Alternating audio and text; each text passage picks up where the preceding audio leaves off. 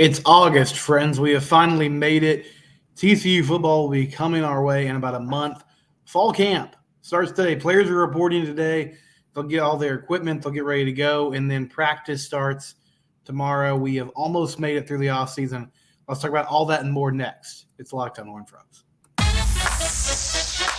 You are Locked On Horned Frogs, your daily podcast on the TCU Horned Frogs, part of the Locked On Podcast Network, your team every day.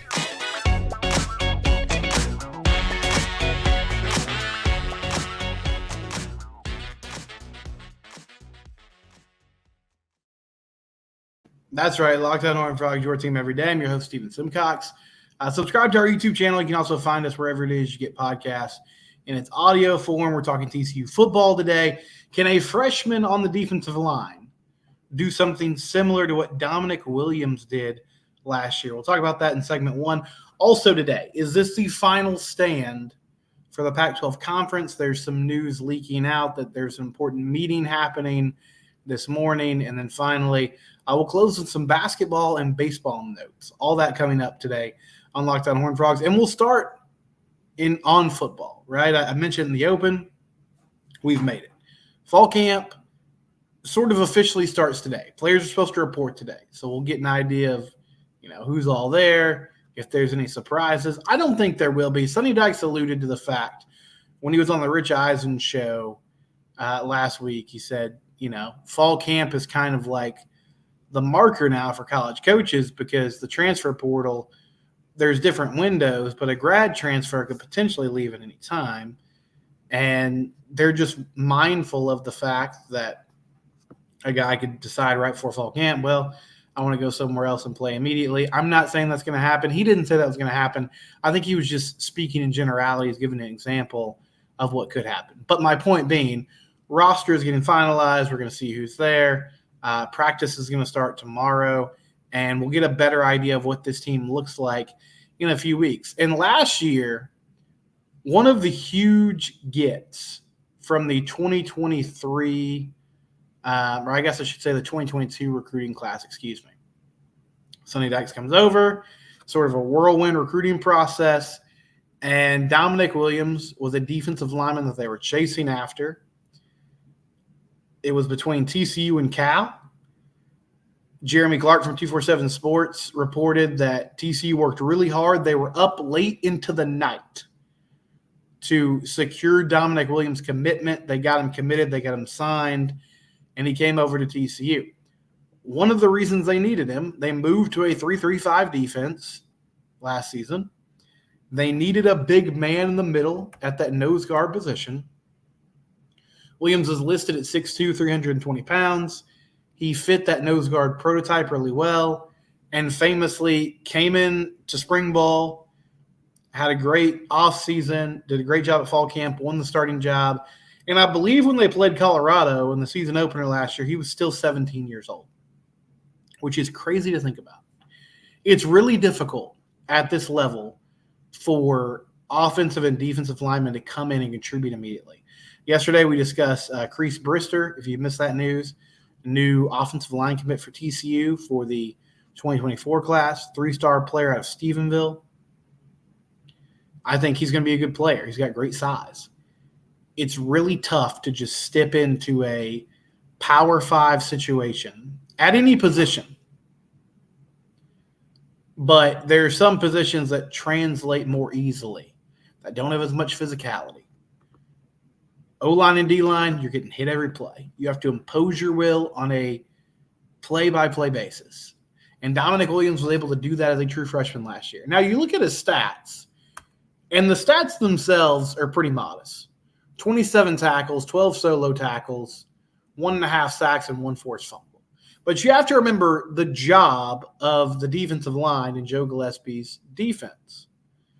One of those jobs is to basically just hold the line, clog up gaps, take attention, take up space, try to reestablish the line of scrimmage, and allow linebackers and safeties to come flying down to make plays.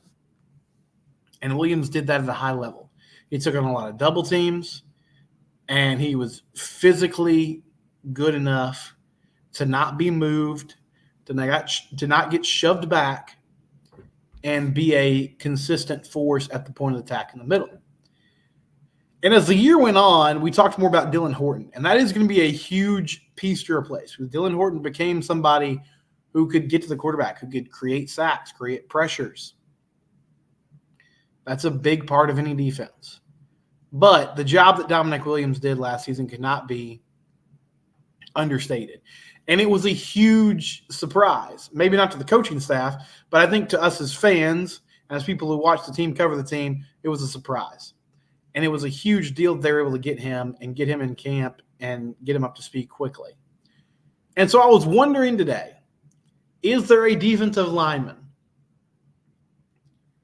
in this upcoming recruiting class, or this past recruiting class, I should say, that will be a true freshman as fall camp begins tomorrow, that could step in and have a similar impact to Damonic Williams? Because as good as Dylan Horton was last year, you can make the argument that the way that Dom set the tone in the middle of defense was the biggest part of the transition from the 4-2-5 to the 3-3-5 last season for this team. The candidates that I would think of, the first two are highly rated defensive line prospects that came in this year. Marcus Deal from Garland, Texas, 4-star player, 6'4", 290, great frame, does a great job of playing with, great quickness, has good pad level, was a two-way lineman of the year as a junior in the 9-6A district, had 41 tackles, 7 sacks, and 9 hurries as a senior last year at the high school level. Big-time player. One of the most highly rated defensive line recruits that TCU has ever had the pleasure of landing. Avion Carter, another guy, 4-star player from Amarillo, Tascosa, went and got him out of West Texas. Really impressive offer list. Oklahoma State, Arizona State, Baylor, Cal. Was the 5A Division I Defensive Player of the Year as a junior. Had an impressive senior season as well. I think both these guys are going to be really good for TCU football this year. However, I do have questions. I hope I'm wrong about this, and maybe these are players that could step up and come along as the year goes on. I just wonder, one of the big advantages for Dominic as far as contributing early, besides the fact that he is just built, as an imposing presence and as someone that can come in and get it done, was the fact that he got to go through spring ball. He got to go through reps, understand what the defense is doing, understand what his job was. And so when fall camp rolled around, he wasn't a vet, but he had a good foundation for what they were going to do over the last month of the offseason to get ready for the season. Both these guys don't have that. That's not a criticism. There's nothing wrong with not enrolling early. But I have questions about, could they actually come in and be contributors right away? Now, hopefully, as the year goes on, those are players that, as they get better acclimated with the program, with what's expected of them, could step in and be contributors. But I'm not sure they could do it right away. However, one player that did have a really good spring, Zach Chapman. And Zach is not the biggest guy in the world, listed at 6'5", 250. Not sure what kind of weight he's put on in the offseason. 3-star player coming out of high school from Missouri City, Texas, Fort Bend Marshall, one of the better programs in the state. But had a real impressive offer list. Baylor, Boston College, Colorado, Georgia Tech. LSU was involved late in that process. And Zach was a impressive guy coming off the edge. Another player that had a really good spring. That's someone to look for as we talk about this defensive line and what they're going to do. Jonathan Bax. Jonathan Bax is listed as an edge. I'm not sure where exactly he fits for this TCU defense. If he'll be more of a stand-up outside linebacker, but he's from New Orleans, Louisiana. 6'2", 230, so pretty slight, but great quickness, great versatility, and someone that impressed Joe Gillespie through spring practice and is somebody who maybe could be, an edge player, a guy that could bring the pressure, could create havoc. And that's what you're going to need for this defense. You're going to need guys that are coming from different angles.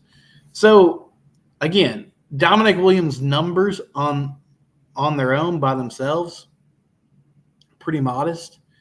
But the impact that he had on the team last year was huge. And is there anyone that could sort of replicate that as a true freshman this year? I'm not sure. Maybe it's a combination of those players. Jonathan Bax would be my first guess as a guy who could have an impact on the defensive line, on the linebacker group. Those true freshmen that are coming in and starting fall camp tomorrow, I'm not sure about. But I like what TCU's doing from a recruiting standpoint on the D-line. Travis Jackson from Tyler Legacy, 4-star player who has a great offer list. Alabama offered him right before he committed to TCU. They just went and got Sterling Brooks, the local product from North Crowley, who's a big physical presence in the middle. There's a lot of momentum, and I like the way that things are moving on the recruiting front from TCU from a defensive line perspective. And you just hope, could somebody come in and make it happen right away? It would be a huge boost for this team, because it's one of the biggest question marks for this team this year. Can they find a way to be competitive on the D-line and not get shoved around? Because as I said before, there's no way to scheme around that. There's no way to scheme around just getting beat up front. And so we'll see how that plays out as practice starts. When we come back, is tomorrow the last stand for George Kalakoff in the Pac-12? We'll discuss it next on Locked On Horned Frogs.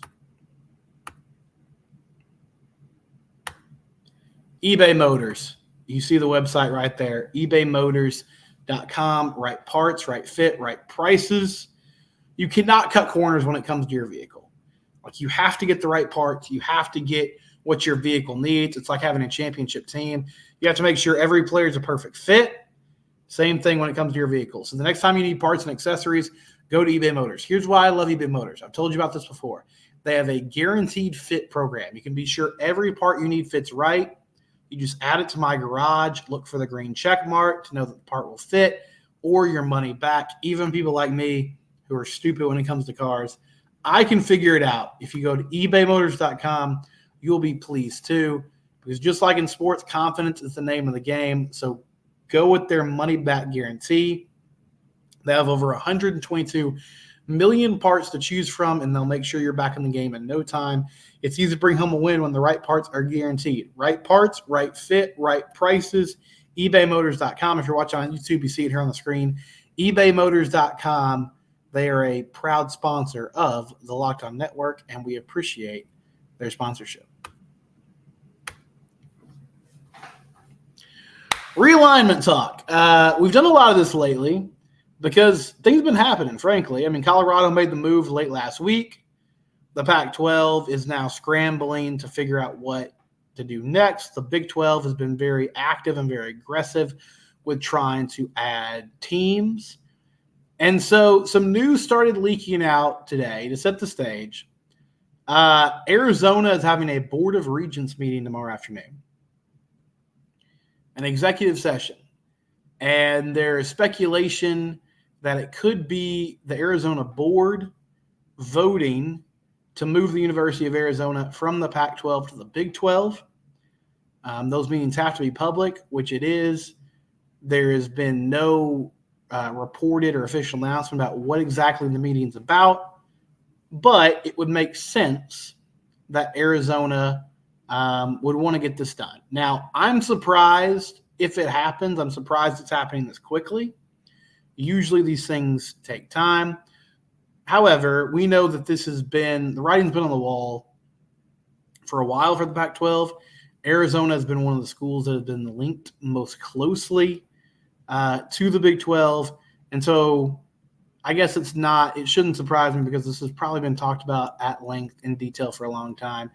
And now that movement is happening, it might just be as simple as putting some finishing touches on the deal, make sure everybody's on the same page, lawyers are on the same page, and getting the ball rolling with the move to the Big 12. Also, it leaked out today, Jason Scheer, who covers Arizona for Wildcat Authority, which is a 247 network and the 247 affiliate of Arizona. He's been very on top of realignment from the get-go, especially when it comes to the school he covers, obviously. But he's had good info on the Pac-12, what they're thinking, what they're doing. And he said today on Twitter that they're expected to get numbers tomorrow. George Kliavkoff is expected to meet with Pac-12 presidents tomorrow morning and give them a good idea of what the TV numbers are, what the media deal is. I'm trying to pull up his official tweet so I can communicate it to you and let you know exactly what it said. Stuart Mandel from The Athletic followed up and said something similar, that they're expecting to get numbers tomorrow. There's an executive session for the regions of Arizona tomorrow. So it makes sense that if the numbers are not sufficient, that Arizona could say, okay, it's time to make the move. Jason Scheer said on Twitter today, sources indicate to Wildcat Authority the Pac-12 will hold a meeting tomorrow. Numbers will be presented, but there's pessimism within the conference. This could be George Kliavkoff's last stand in keeping the conference together. So tomorrow morning, expected, or I guess Tuesday morning, you're listening to this Tuesday morning, is expected Pac-12 presidents are going to meet.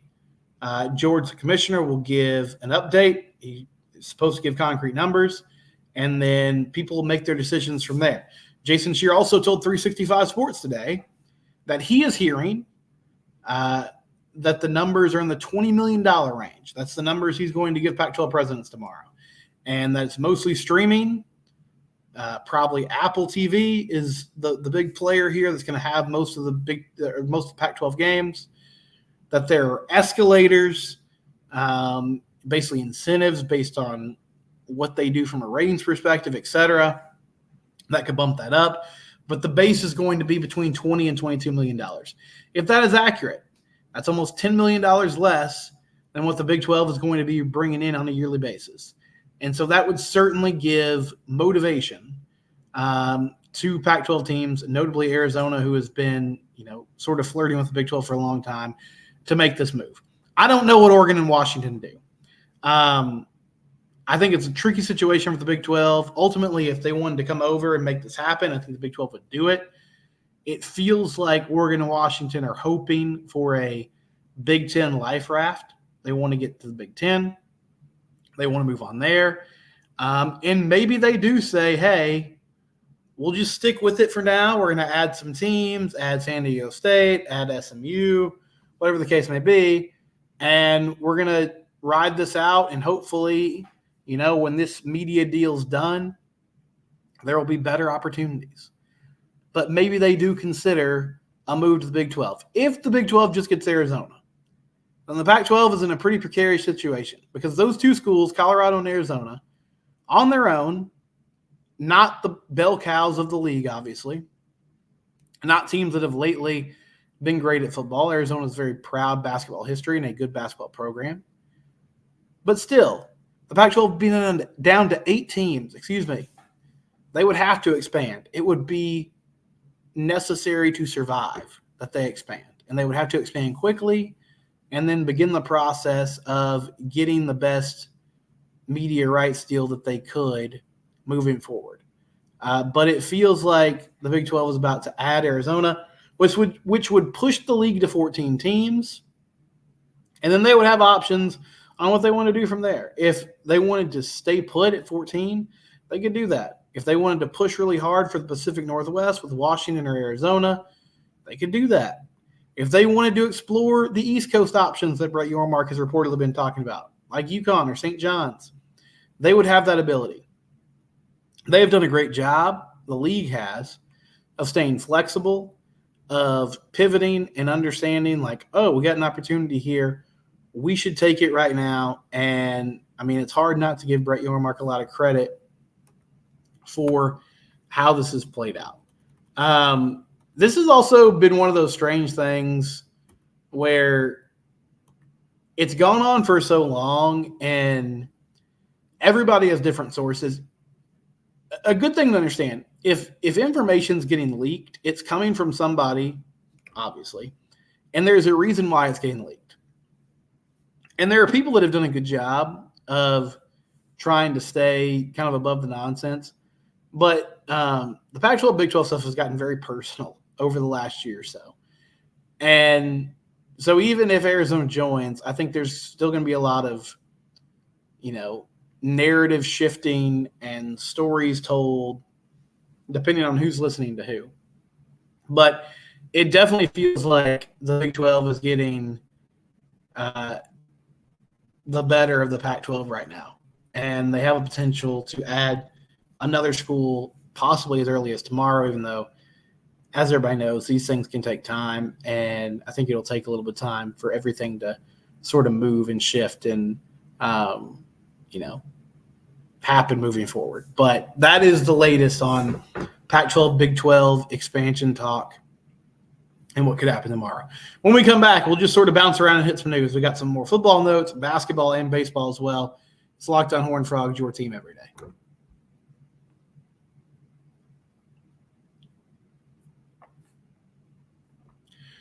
So one football note that came down today, and I am not going to – so we are in the month or time of year where watch list happens. And what I mean by that is there's all these different awards around the country for college football players. And so you'll see a bunch of names get added. And I'm sure a lot of TCU players will be on different watch lists. Chandler Morris was named to the Maxwell Award watch list today. It's presented annually to the most outstanding player in college football. Of course, Max Duggan was the runner-up to the Heisman Trophy last year. Chandler has done, he's had a great game in his career against Baylor. But I'm not going to get, super excited about these things because there's a lot of these lists. There's a lot of players that get added to them. And so, I think Chandler Morris could have an outstanding season. I think he has the potential to be a great quarterback. And hopefully he is on the Maxwell watch list all season long. Because if he is, that means he's playing at a high level, and that means TCU is getting it done on the field. But that's your football watch list note today. I'm not going to go real deep and into detail on all those, but it's fun. It's out there. It's off-season content, and it means we're getting closer to football season, which is really cool. And I think this will be an interesting fall camp for Chandler to see what his confidence level is, where he is in, understanding and digesting the new offense with Kendall Briles and what he's going to do moving forward. But he was named to the Maxwell Award watch list, the award given to the most outstanding player in college football. Some basketball notes. TCU basketball released their non-conference schedule today. And famously, TCU basketball, Jimmy Dixon, he seems to have a philosophy of they don't extend themselves too much in non-conference play. Typically, they will play a couple Power 5 teams, and then mostly it's G5 teams or D2 teams, just trying to get the fit right, trying to make sure everybody's on the same page. And so they announced their non-conference slate. This one feels and seems better than most years. They're going to host Southern Omaha, UT Rio Grande Valley, Mississippi Valley State, Alcorn State, and Houston Christian throughout November. So that's your typical, I guess you want to call them cupcake games where you try to get right. Who did they lose to last year? That was just absolutely ridiculous. I can't remember. They won their first game of the season, their season opener, just barely, and then they lost game 2 of the season against one of those teams that they definitely shouldn't have. But it happens from time to time. They also will face Georgetown in the Big 12 Big East battle. They played Georgetown a couple of years ago in Washington, D.C., and beat them there, but they're going to get the Hoyas again. They'll play the Sun Devils, the Arizona State Sun Devils, in Dickies Arena, and everybody remembers that was their first-round opponent last year in the NCAA tournament, won that game in dramatic fashion. Jacoby Cole's hitting that layup as time was ticking down and time was expiring. And then they'll play in the Diamond Head Classic. And it sounds like the tournament details are still being ironed out, but it's going to take place in Hawaii. And they're going to get to match up with Clemson as well this year. Clemson, they're going to play them in the Hall of Fame Series in Toronto, Ontario on December 9th. And then they have one final non-conference game against Texas A&M Commerce on January 1st. So a pretty good mix this year. I mean, you get Georgetown. They'll play Clemson. They'll play Arizona State. So a few Power 5 opponents, and then, your usual sort of, hey, let's figure things out. Let's make sure we have the right starting 5. We can sort of tinker and experiment against some of those lesser teams. And they're going to need that this year because this is a whole new crew. This is sort of the age of the transfer portal. But Jameer Nelson Jr. coming in, running point. Trey Tennyson, the shooter from Texas A&M Corpus Christi coming over. Avery Anderson from Oklahoma State. Ernest Udeh Jr. from Kansas. It's a brand new crew. And so they're going to have to work some things out through non-conference play as they get ready for the actual regular season and get ready for Big 12 basketball, which, as we know, is the toughest basketball conference in the country.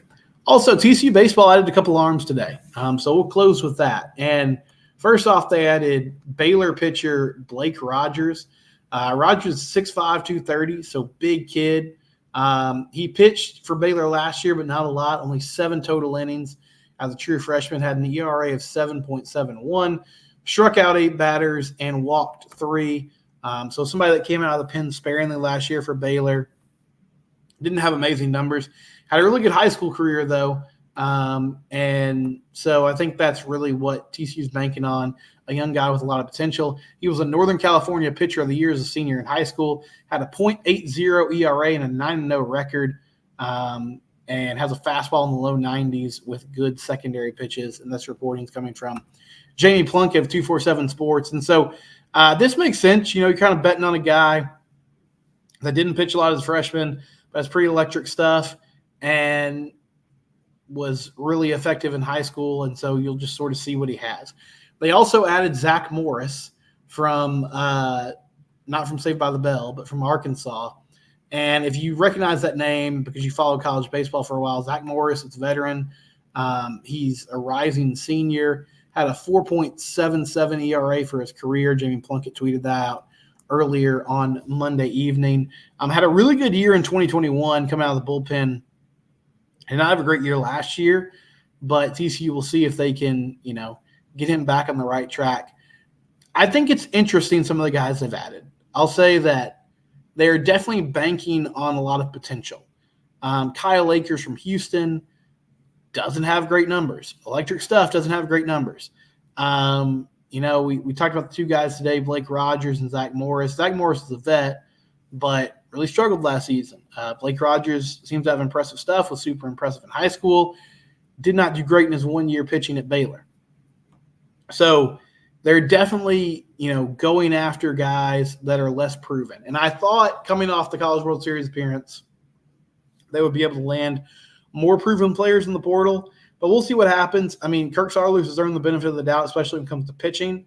Even guys like Ben Hampton threw a lot of innings for West Virginia last year. Wasn't like a shutdown guy, but again, is serviceable. And they do have great pitching coming back with Cole Klecker and Luis Rodriguez once he's healthy. Cademan Parker should be healthy this year after having Tommy John surgery a couple seasons ago. Ben Abelt out of the bullpen.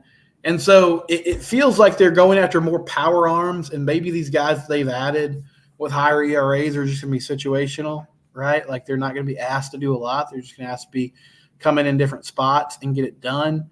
But I do find it interesting that the names and the production level of the guys that they have added this offseason. Okay, fall camp reporting today. Practice starts tomorrow. We'll have more coverage the rest of the week. Thank you for tuning in today. It's Locked on Horned Frogs, and it's your team every day.